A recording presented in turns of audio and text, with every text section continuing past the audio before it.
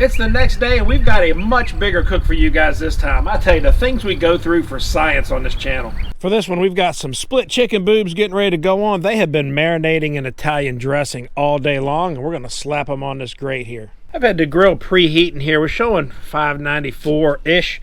I have all the burners on high except that infrared burner, that high temperature one. I put that on low. So this is 2 family packs of chicken breast split. I have not done any extra seasoning to these grates. We're going to give these things a try just like it came out of the box and see how sticky it is. This is a bit of an experiment. I would expect them to stick, but we'll see. And I'm going to turn this thing down now to low. I don't want to burn anything. And this will be fun to see just how many of these things we can fit on there. I think we can get them all on. We'll also be checking out, see if it holds a good solid temperature across the whole grate. I believe we could have easily got a 3rd family pack on here.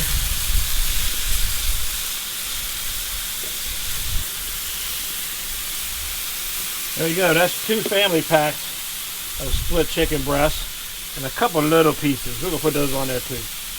Try to put them where they don't fall in. Look at that, all of those split chicken breasts fit on that grate just fine.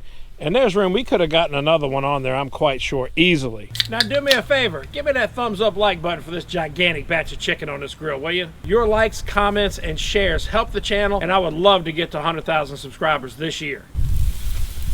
Let's see what we got here.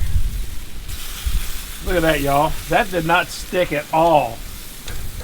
This one's sticking just a little bit. There's an old saying of cook to release. And, oh, there went another one. That really applies to anything cooking on a grill. Definitely good reason to put grill grates on them. You don't get food falling through the grates. Look at that. That looks amazing, doesn't it? Just a little sticky, but not bad at all. Not bad at all. For a brand new grill with no extra seasoning done to it, I don't think that's bad at all. That one's finally cooked to the release. There we are. Look at that. That looks freaking beautiful. That's got to be worth a thumbs up. All right, I'm going to make sure everything is down all the way to low, and I'm going to let those chicken boobs just cruise right there on low heat. Now, split chicken breast, the thinner ones are going to be done sooner than the thicker ones. Once you hit 160, you're good to go on these things.